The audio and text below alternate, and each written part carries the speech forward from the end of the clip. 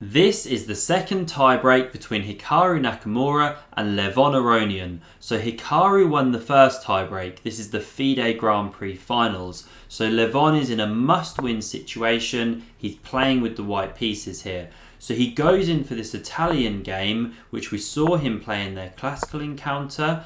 And after bishop c5, we had castles, knight f6, and here Aronian goes rook to e1. It's not actually the most common here. You normally see things like pawn to d3. But okay, it's a game of chess.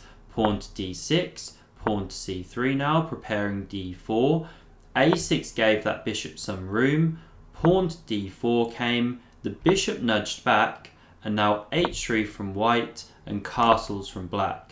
So bishop to e3 carried on the development. So leaving this pawn to be taken if black wants it, but you can't play like this because then pawn to d5 comes. And this knight is loose, this knight is attacked. Say you exchange the bishops, well now you're attacking both of these pieces. If you come here, we drop back to f1, and after this one moves away, pawn b4 is actually trapping that knight, as we can see.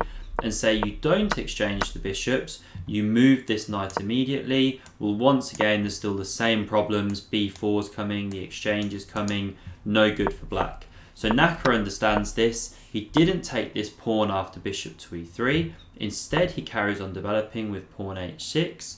The bishop tucked back to b3 now. We had rook e8. Knight b to d2. Again, there's problems with trying to win this pawn. If you come like this, for example, win the pawn, well, after this sequence of moves, bishop c2 can come. The rook drops back, the queen comes to d3, you're threatening to check here, say you block with f5, well, the problem is that the knight can come to h4 and into g6, say we nudge this bishop back to d2 to cover b4, we open the e-file, we're getting lots of pressure, big attack, not what you want, especially in a rapid play game.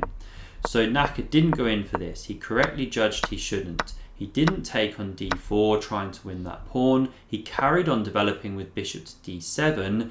And now Aronian wants his queen sat here on d3. So to get it there, he plays queen to b1. A slightly strange looking move, but that's where the queen is redeploying to. He could have also played, say, bishop to c2 there.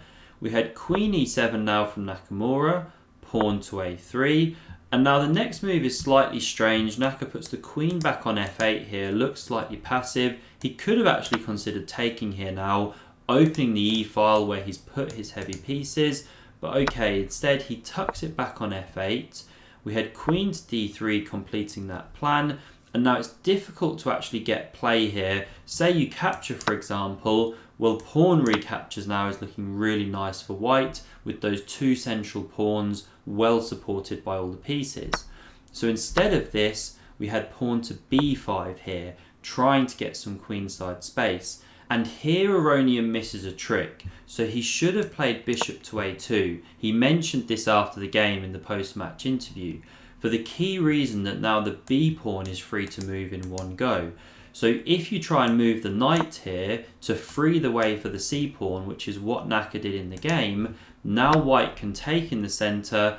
After recaptures, you could swap the bishops first, rook recaptures, and then play pawn to b4, picking up the tempo on that knight. It can't come into c4 without losing a pawn. Now black didn't have to play like this with knight to a5, but the point being is you massively limit that option for Nakamura. What we'll see in the game here is that instead of bishop back to a2, rook a to c1 was played.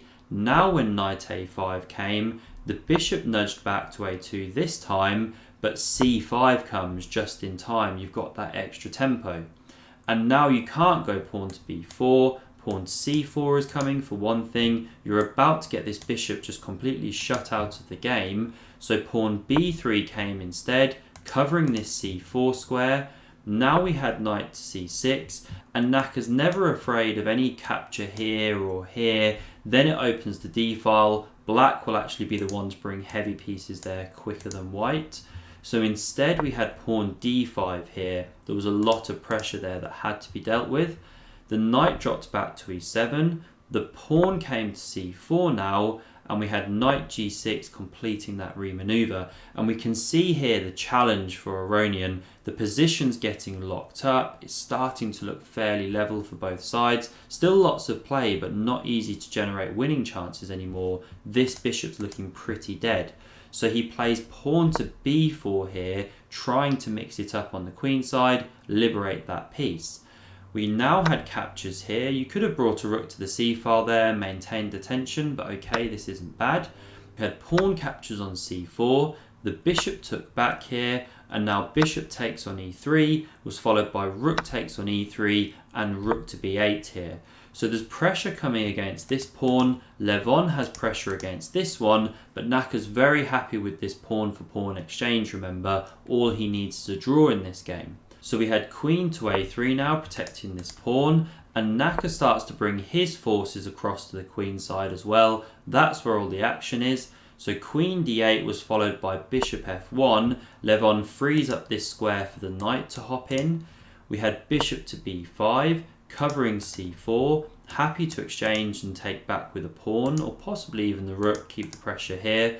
And now options for Levon once again on how to proceed. He could have jumped the knight into c4 immediately, but then the bishop could take, bishop recaptures, the queen sits on b6. Once again, it's tricky for white to make progress. So instead, Levon goes for this try. He plays his queen into a5 in this position. Yes, it gets the queens off the board. First, we had this capture on f1, then takes on d8, rook recaptures, king recaptures, but perhaps what he was trying for here was, okay, we go to an end game, but I have the c file already, my king is coming in faster, maybe I can generate something with knight c4 coming as well. But it's not easy, so the rook comes back to the b file, it pressures that pawn. The rook now defended, we had rook b5 preparing to double, the knight came to e1, it needs to come back into the game, knight e8 from Naka, he does similar, and now after knight to d3 here, here's a really astute move from Naka. Very good positional understanding. He goes pawn to f5. Now this wasn't taken, but if it was, then after this move, the knight can come back to e7 and you're winning back one of these pawns. Say pawn g4, knight takes on d5, black is doing fine. So a really nice idea there, breaking up the centre if white wants to go for it, but instead Levon preferred to hold rock solid, keep those central pawns. So Naka exchanged here on e4, we had the recapture, the knight now came into f4, and although after this capture pawn takes, it may look like the pawn structure's been compromised, actually g5 can come to support this one, and once the knight moves, say to f6, a rook can come to the e-file, you've opened up a second pawn to attack there for the black pieces. So king e2 came, the other rook came to the b-file, this rook defended the pawn, knight f6, knight f3 overprotected here, frees up the knight of course. We had pawn g5, knight c4, and now the knight dropped back here, defending this critical d6 pawn. Pawn h4 now from Levon, looking to undermine those dark squared pawns. Naka doesn't take, of course, instead he brings his rook to the c-file and hits this active knight, kicking it back. So it jumps to a5, but now there's no more pressure on the d6 pawn, so the black knight can activate to this f6 square. We had a capture on g5 here, and now knight to c6 came, threatening this fork here on the e7 square, so the rook slid across, defending against that, and also pressuring this e4 pawn.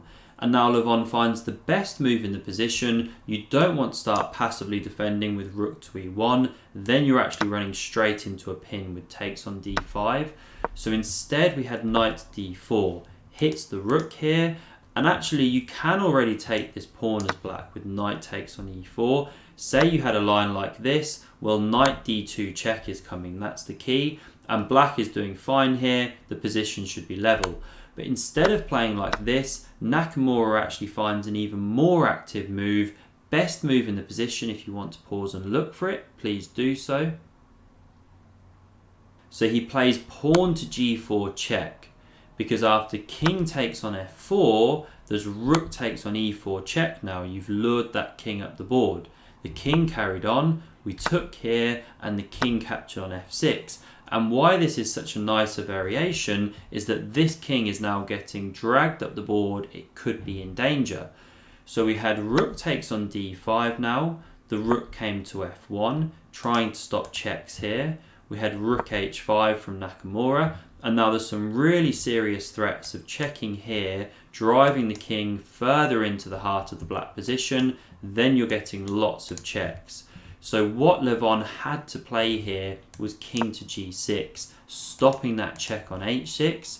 But the problem here is then you can check like this. The king comes to f6, the rook comes back to e5, renewing the threat of this check from h6. So the king has to come back and you just keep repeating the position. A draw is no good for Aronian, of course. So he has to push here. And that's why instead of playing king g6, which I'm sure he saw, if we come back here, he played rook to f4 instead.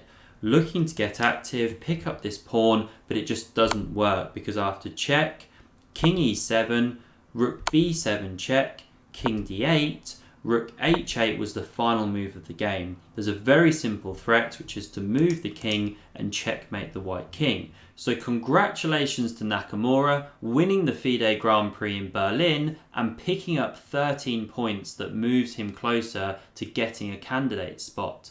If you enjoyed this game, then do hit that subscribe button to never miss another, and see another amazing epic chess game, click here. Thanks for watching and see you soon.